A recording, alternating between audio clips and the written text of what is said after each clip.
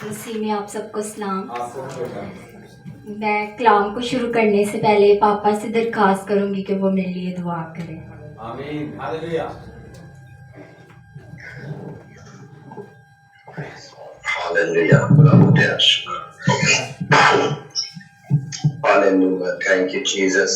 आइए हम सब अपनी आंखों को बंद करेंगे, अपने सरों को खुदावंद की हजूरी में झुकाएंगे और बेटी मसा के लिए दुआ करेंगे कि खुदावंद आज अपनी बेटी को अपने जलाल से, अपने मसा से, अपनी कुव्वत से, अपने जोर से भरे, क्योंकि कलाम में लिखा है कि तुमने नहीं बल्कि मैंने तुम्हें चुन लिया है। हाँ खुदावंद, हम तेरी शुक्रगुजारी करते हैं आज के इस खूबसूरत वक्त के लिए खुदावन, जो तूने हम सबों की जिंदगी में बख्श दिया खुदावन, हमें जिंदों की जमीन पर जिंदा रखा है। तेरा शुक्र करते हैं खुदावन। और खुदावन देख आज तेरी शुक्रगुजारी करते हैं हम मसा के लिए खुदावन, जिसको तूने चुना है कि तेरे मज़बा पर खड़ी हो खुदावन और तेरे खुदावन कलाम को बयान कर सके खुदावन। हम मसा को तेरे पाक लहू में छुपा देते हैं खुदावन। तेरे पाक रूप का मसा, तेरे पाक रूप की आग यीशु के नाम में खुदावन मसा पर मांग लेते हैं और खुदावन तेरी मिन्नत करते हैं। आज तेरी बेटी जब कलाम करे खुदावन, तो वो नहीं बल्कि तेरा पाक क्रूस में से होकर बोले खुदावन, उसको लफ्जों की तरतीब देना खुदावन। हर किस्म का डर, खौफ, हिचकिचाहट यीशु के नाम में जाती है खुदावन। अपनी बेटी को अपने पाक क्रूस से मामूर कर खुदावन, यीशु के नाम में खुदावन। पाकदा इसका मुंह बन जाना खुदावन, क्योंकि तूने उसे अपनी खिदमत के लिए चुन लिया है। तेरा शुक्र करते हैं खुदावन। तूने अपनी बेटी को इसलिए खड़ा किया है खुदावन कि वो कौमों के लिए, कबीलों के लिए, कलीसियाओं के लिए बरकत का बाइस हो खुदावन। हाँ खुदावन, हम तेरी शुक्रगुजारी करते हैं। आज अपने जलाल से, अपनी कुदरत से, अपने जोर से इस्तेमाल करना खुदावन, ताकि तेरी बेटी की जिंदगी से तेरा नाम चलाल पाए, यीशु के नाम में आमीन।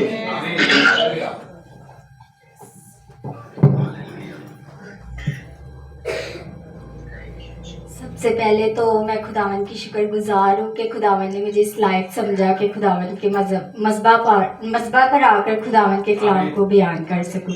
और इसके बाद मैं बाजी और भाई की भी दिल की गहराइयों से शुक्रगुजार हूँ कि भाई जो है सबको आगे बढ़ने का मौका देते हैं। और जब होली कम्युनियन या कुछ भी प्रिजाइडिंग हो, कलाम हो, तो हफ्ता पूरा ना एक जंग होती है अबलीस के साथ, और वो जंग को लड़ के ही हम यहाँ तक पहुँचते हैं। और खुदा जो है वो हमें फतह से बढ़कर गलबा देता है। और मैं खुदावन की शुक्रगुजार हूँ कि खुदावन ने जो मेरी स्टडी थी वो दोबारा से स्टार्ट कर दिया, और टेस्ट भी थे मेरे कुछ एकेडमी के, तो मुझे ये भी एक टेस्ट आ गया। तो मैं खुदावन का शुक्र अदा करती हूँ, मैंने वो वाला टेस्ट छोड़ के सबसे पहले इसको पूरा किया,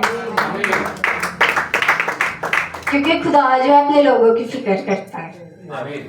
और आज जो मेरा टॉपिक है, जो मैं दुआ कर रही थी, तो मैंने कहा खुदावन मैं क्या बताऊँ, मुझे समझ नहीं आ रही। हर संडे हम होली कम्युनियन मतलब के लेते हैं, तो मैं कौन सा टॉपिक लूँ। तो जब मैं दुआ कर रही थी तो खुदावन ने मुझे कहा कि बदन और रूह, मतलब कि जिस्म और रूह। तो मैंने कहा अच्छा टॉपिक तो आ गया, मैं हवाला कैसे ढूंढूंगी।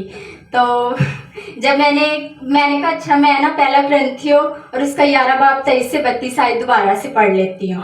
जब मैं वो पढ़ रही थी, तो जब मैंने 12 बाब में 12 आयत को पढ़ा ना, तो उसके अंदर खुदावन ने मुझे कुछ सिखाया। तो मैं खुदावन का शुक्र अदा करती हूँ। उसमें खुदावन ने ये सिखाया कि हम खुदावन के बदन के अज़ा हैं, और मुख्तलिफ अज़ा हैं। कोई सर है, कोई कान है, कोई हाथ है, क्योंकि सामने वो लगी हुई है पिक्चर। तो खुदा ने हर एक को अपनी अपनी खिदमत दी हुई है, तो इसलिए हम खुदावन के जिस्म के अज़ा हैं। आमीन। सबसे पहले जो मैं हवाला पढ़ूंगी गलतियों 5 बाब और उसकी 19 से 23 आयत तक। रात को ब्रदर कैवन ने भी बहुत अच्छे तरीके से सिखाया, और मैं खुदावन का शुक्र अदा करती हूँ कि खुदावन ने मुझे और बातें सीखने का मौका दे दिया था।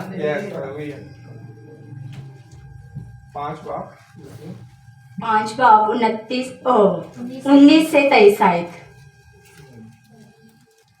मैं बाजी से कहूँगी कि बाजी इस हवाले को पढ़ने में रहनुमाई करें। गलतियों के खात्मे से देखते हैं 5 बाब और उसकी 19 से 23 आयत। अब जिस्म के काम तो जाहिर हैं, यानी हरामकारी, नापाकी, शहवत परस्ती, बुत परस्ती, जादूगरी, अदावतें, झगड़ा, हसद, गुस्सा, तफरके, जुदाइयाँ, बिदतें, बुग़्ज़, नशाबाजी, नाच रंग और इनकी मानिंद। इनकी बाबत तुम्हें पहले से कह देता हूँ, जैसा कि पेशतर जता चुका हूँ, कि ऐसे काम करने वाले खुदा की बादशाही के वारिस ना होंगे। आमीन। आगे 22 और 23 है। मगर रूह का फल मोहब्बत, खुशी, इत्मीनान, तहम्मुल, मेहरबानी, नेकी, ईमानदारी, हिल्म, परहेजगारी है। ऐसे कामों की कोई शरीयत मुखालिफ नहीं। आमीन। आमीन। खुदावन के जलाल के लिए जोरदार तालियां बजाएं। जिस्म कमजोर है लेकिन रूह मुस्तहिद है। जब भाई ने बताया था कि जब तक हम जिस्म में हैं हमसे गलती खता गुनाह होगा, लेकिन जब हमने जिस्म के कामों से बचना है तो खुदा ने हमें उसका एक रास्ता भी दिया है, वो दूसरा मददगार है। और दूसरा मददगार किस सूरत में है? रूह की सूरत में। और अगर मैं यहाँ पे मिसाल देना चाहूँगी, अगर मेरे पास एक हेल्पर है, एक मददगार, अगर मैं उससे हेल्प नहीं ले रही, मुझे नुकसान हो ही जा रहा है, मैं उससे हेल्प ही नहीं ले रही, तो मैं आगे कैसे बढ़ सकूँगी? तो इसलिए यहाँ पे खुदावन ने मुझे सिखाया कि जब हमने जिस्म की इन चीज़ों से बचना है, नाच रंग, बुत परस्ती, ये जो सारी चीज़ें हैं, इससे हमने बचने के लिए रूह की मदद लेनी है, क्योंकि खुदावन ने रूह जो है हमें इनाम में दिया हुआ है और हम उसको यूज़ ही नहीं करते। और यहाँ पे लिखा भी हुआ है कि रूह के फल कौन से हैं। सबसे पहली बात मोहब्बत। सबसे पहले खुदावन ने मोहब्बत को साबित करके दिखाया, तो इसलिए यहाँ पर मोहब्बत लिखा गया है। इसी तरह आगे खुशी, इत्मीनान, तहम्मुल, मेहरबानी, नेकी, ईमानदारी। खुदावन जब हम मसीह में आ जाते हैं तो ये सारी चीज़ें हमें खुद ब खुद आ जाती हैं, क्योंकि रूह जो है, रूह के साथ जब हमारा कनेक्शन अच्छा होता है तो हमारा फिर डायरेक्ट कनेक्शन जो है खुदा के साथ भी जुड़ जाता है। रूह हमारी मदद भी करता है कि हम खुदा के साथ कैसे बात कर सकते हैं। और कलाम में लिखा हुआ है कि जो जिस्मानी है वो जिस्मानी ख्यालों में रहेंगे और जो रूहानी है वो रूहानी ख्यालों में रहेंगे। तो जो दुनियादार के काम है उनको छोड़ के, ये जो जिस्म के काम है इनको छोड़ के हमने रूह के काम में आना है। रूह के फल क्या हैं हमने उनको समझना है। आमीन। आए मेरे साथ पहला ग्रंथियों 12 बाब और उसकी 12 आयत से पढ़ेंगे।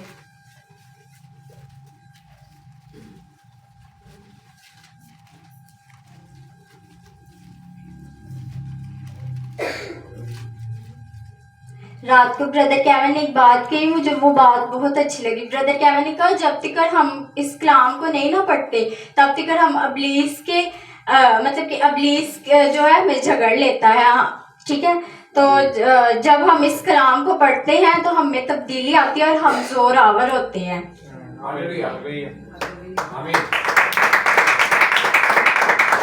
पहला ग्रंथियों 12 बाब उसकी 12 आयत।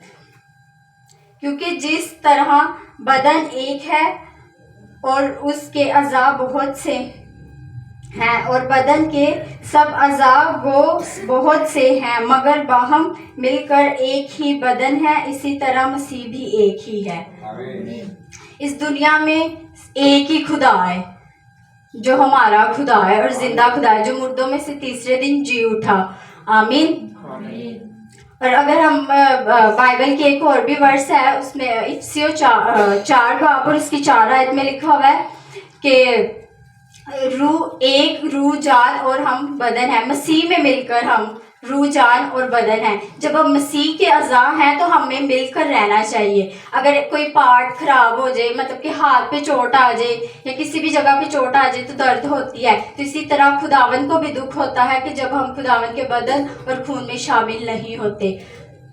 और हमारी जंग जो है खून और गोश्त के साथ नहीं है, हमारी जंग अबलीस के साथ, और खुदा ने हमें फतह से बढ़कर गलबा दिया है। जब हम खुदावन का खून और बदन लेते हैं, हमारा बदन है, ठीक है, हम एकदम से जोरावर नहीं होते, लेकिन जो हमारी रूह है उस बदन और खून को खाने की वजह से हमारी रूह जो है वो जोरावर होती है। और मैं खुदावन का शुक्र अदा करती हूँ कि खुदावन, मैं जब सीख रही थी तो मैं कहती खुदावन तेरा शुक्र है कि तूने मुझे ये बातें सिखाई, क्योंकि मेरे लिए बहुत मुश्किल हो रहा था। तो मैंने दुआ भी की, मैंने पापा से भी थोड़ी डिस्कस की। पापा ने कहा कोई बात नहीं, आप दुआ करो, जो खुदा आपको गाइड करेगा आप वो ही बोलना वहाँ पे। तो मैं खुदावन का शुक्र अदा करती हूँ कि खुदावन ने मेरे दिल में जो बातें डाली थी वो मैंने आप तक पहुँचा दी हैं। आमीन। और खुदावन आप सबको बरकत दे।